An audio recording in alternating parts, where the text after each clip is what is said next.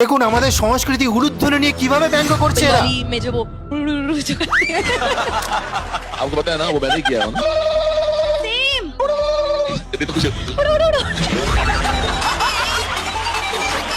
Sir आप भी try करना चाहेंगे, बड़े मजा आएगा। अलका जी आपकी तरफ।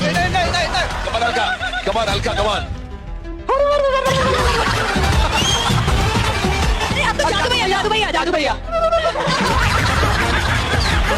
নেহা কাক্কার, তোমাকে এত বড় সাহস কে দিয়েছে আমাদের উলুধ্বনিকে নিয়ে এরকম ভাবে ব্যঙ্গ করবার? আপনার উলুধ্বনি সম্পর্কে কি জানেন যে এইভাবে হাসি ঠাট্টা করলেন? আজকে শুনুন যে আমরা উলুধ্বনি কেন দিই। বন্ধুরা আপনারা জানেন যে বেদের পরম ব্রহ্ম বলা হয় ওমকে, অ উ এবং মকে, এই 3 অক্ষর মিলিয়ে ওম সৃষ্টি হয়েছে আমাদের পরম ব্রহ্ম। সেটারই আগে উচ্চারণ করা হতো, কিন্তু আমাদের বৈষ্ণব তত্ত্বে যখন বৈদিক কালের একটা কালো অধ্যায় নেমে এসেছিল আমার ভারতবর্ষের বুকে, বৈষ্ণব তত্ত্বে এই উলুধ্বনি দেওয়া হয়। কিন্তু কেন?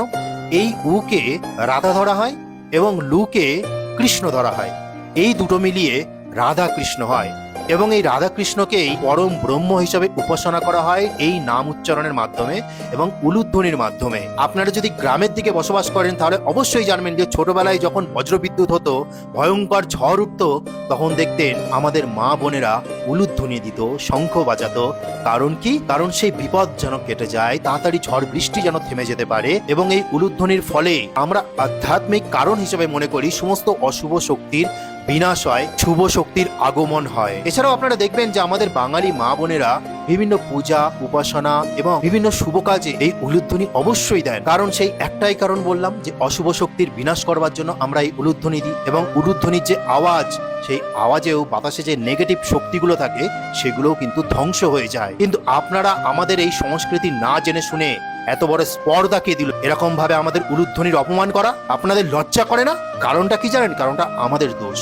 আমরা না বলতে বলতে এরা মাথায় চড়ে গেছে, না প্রতিবাদ করতে করতে এরা মাথায় চড়ে গেছে। তাই সমস্ত বাঙালি মা বোনেদের বলছি, বাঙালি হিন্দুদের বলছি, এর প্রতিবাদ অবশ্যই করবেন। নেহা কাক্কারের কানে যেন জল চলে যায়, এর জন্য সে যেন ক্ষমা চায় প্রকাশ্যে এসে, সেটার ব্যবস্থা আপনারা করবেন। আপনারাই বিচার করুন যে এগুলো কি ঠিক না এগুলো কি ভুল।